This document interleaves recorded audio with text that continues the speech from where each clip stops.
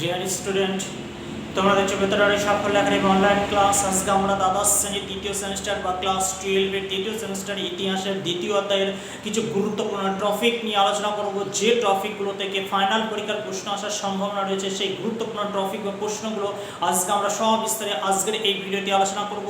আজকের ভিডিওটি প্রত্যেককে দেখার অনুরোধ রইল। আর তোমরা প্রত্যেকে এই চ্যানেলটিকে ফলো করো, এই পেজটিকে ফলো করো, এই চ্যানেলটি সাবস্ক্রাইব করে পাশে থাকা বেল আইকনটি প্রেস করে রেখো। চলো এবার আমরা শুরু করছি আমাদের মূল টপিক আসছি। দেখো আজ আমাদের মূল টপিক হচ্ছে না কি বলছে, দেখো দ্বাদশ শ্রেণী দ্বিতীয় সেমিস্টার ইতিহাস দ্বিতীয় অধ্যায় কি বলছে। তোমাদের প্রথম অধ্যায়ে যেমন 40 নম্বরের এমসিকিউ ছিল, তৃতীয় অধ্যায়ে ঠিক ওরকম ভাবে 40 নম্বরের এমসিকিউ প্রশ্ন করা হবে, ওই মাস থেকে অ্যানসার দিতে হবে। বোঝা গেছে?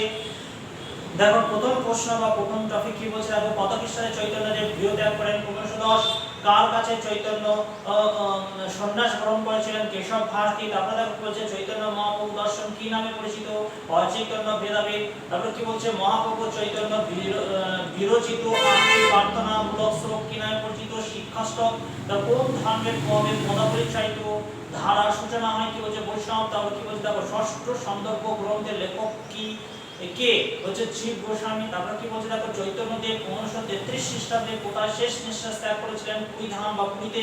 এটি খুব ভালো করে পড়বে, এই ধরনের টপিক বা এই ধরনের প্রশ্নগুলো পড়ে যাবে। তারপর দেখো কি বলছে অসমে বৈষ্ণব ভক্তি আন্দোলনের নেতৃত্ব দিয়েছিলেন কে? শ্রীমন্ত শঙ্করদেব। তারপর দেখো কি বলছে শ্রীমন্ত শঙ্করদেব প্রচারিত ধর্মের মূল কথা ছিল কি? নাম ধর্ম। তারপর কি বলছে অসমে নব বৈষ্ণব ধর্ম প্রচার করেন কে? শঙ্করদেব। তারপর কি বলছে দেখো শ্রীমন্ত শঙ্করদেব ধর্মমত কাকে কেন্দ্র করে গড়েছিলেন? ভাগবত। তোমরা প্রত্যেকে এই টপিকগুলো পড়ে যেও, এই ধরনের প্রশ্ন তোমরা পড়ে যেও, এইগুলো প্রত্যেকে খাতায় নোট করে নিও। বোঝা গেছে?